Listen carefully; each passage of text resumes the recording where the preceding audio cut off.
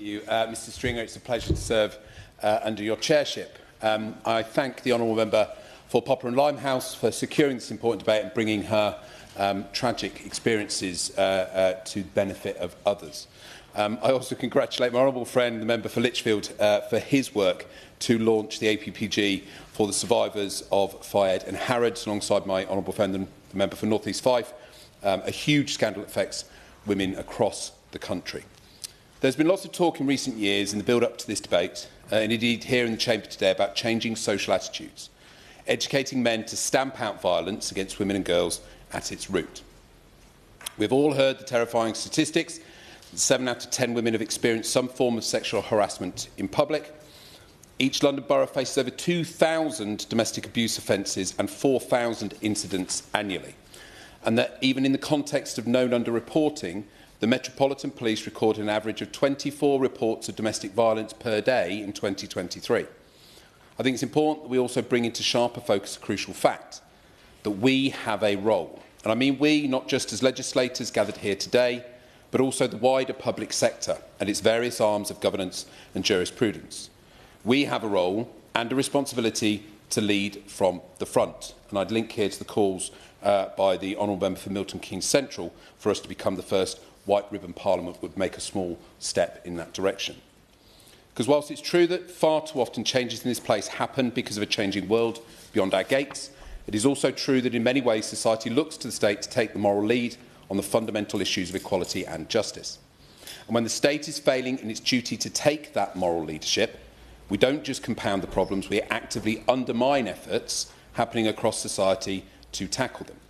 And sadly, in the case of violence against women and girls, I do fear that it is exactly what we're at risk of doing if we do not redouble our efforts to stamp it out. Perhaps nowhere is that more pressing and concerning a matter than with the Metropolitan Police.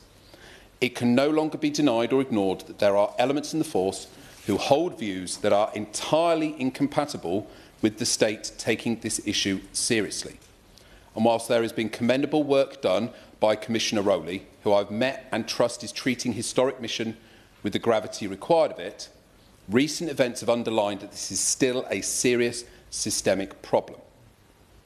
The recent revelations broadcast by the BBC's excellent and sobering Panorama investigation about officers based at Charing Cross Station, which led to the dismissal of 4 officers, were shocking and profoundly depressing. And to reference just one particularly demonstrative example of the unacceptable behaviour that was uncovered, Sergeant Joe McIlvenny, an officer with nearly 20 years' service in the Met, was dismissive about a pregnant woman's allegation of rape and domestic violence after a colleague raised concerns about the decision to release the accused man on bail. He replied, "That's what she says."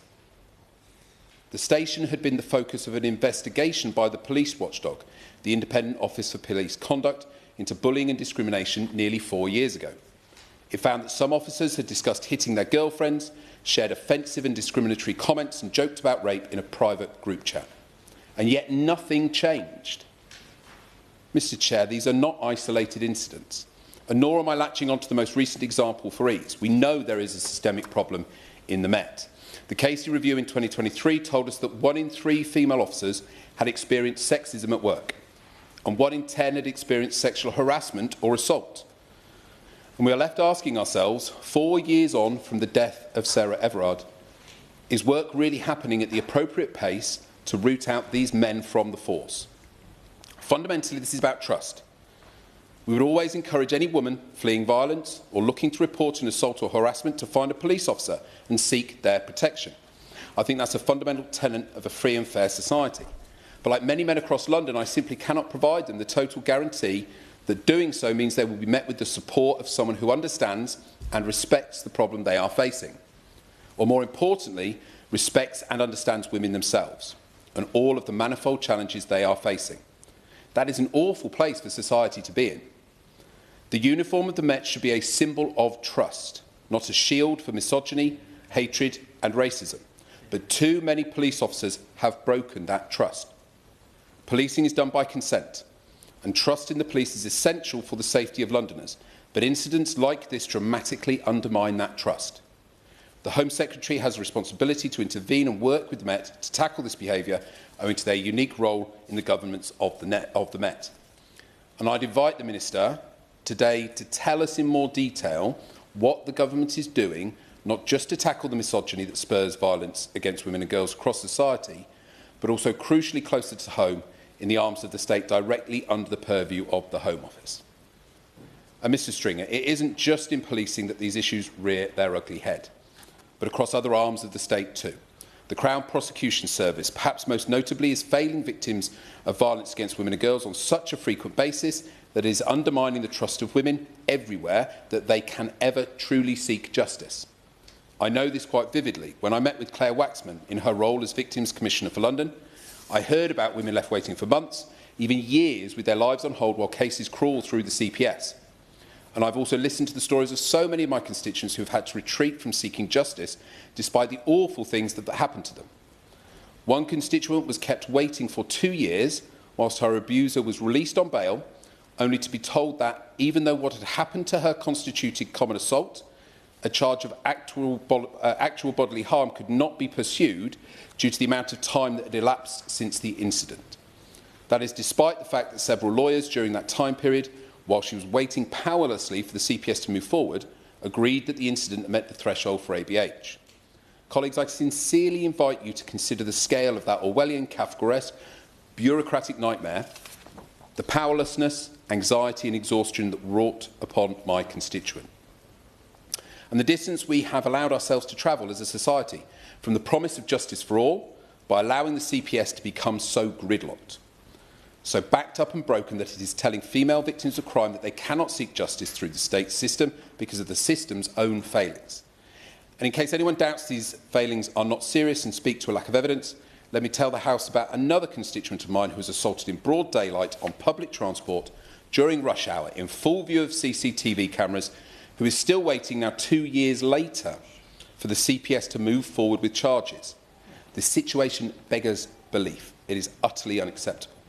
So I ask the Minister to outline in significant detail, and I do strongly underline the word significant, what exactly the government is going to do to sort this mess out. Because, to return to the point I begun these remarks with, just as the state often looks for society for guidance on social change and progress, so too, and perhaps more powerfully, or at least more meaningfully for those of us in this place that have our hands on the levers, does society look to the state for the exemplification of the kind of society we want to live in. We have a moral obligation to lead from the front. However, the state will never be the active, positive player in the field that it ought to be, being an ally to all those who seek out to root out the misogyny that plagues us and which sprouts the poison of violence against women and girls, until it is absolutely committed and acting seriously and with pace to getting its own house in order too. The vaccine against the epidemic of violence and abuse that women face in our society will be administered in our schools, our youth centres and hubs that do remain, in our homes and community groups, mass media, but critically too on social media. It will also need to be inculcated across our police stations, our courtrooms, our hospitals and many arms of the modern state, and indeed here in this palace that sits at the heart of the state. Only then will we see the revolution required in safety for women and girls in London, and to put an end to the horrifying statistics and stories we've all heard today. Thank you. I mean, I am seeing cases of a breach of an order leading to 9 months imprisonment within a week of the incident happening and the woman never having to step inside of a courtroom. Now, that is what I want to see from an order regime. If you're very quickly. Oh, yes, it's in your area. The Right Honourable Member for giving way. Feedback from the local police force in Sutton, where this is part of the trials, has been directed at the police themselves. I find them incredibly helpful, and it's been a ringing endorsement for them, and we look forward to seeing them rolled out more broadly. I mean, honestly, the police officers in both the Metropolitan Police and Greater Manchester, where I have visited them undertaking these orders, are so very grateful. There's some tweaks that have come out of the pilot, which is the reason you do a pilot, and we will. Some of those are legislative, some of those are resources, some of those are offender management. But the fundamental is it allows the police to do proper, good old-fashioned policing. It means that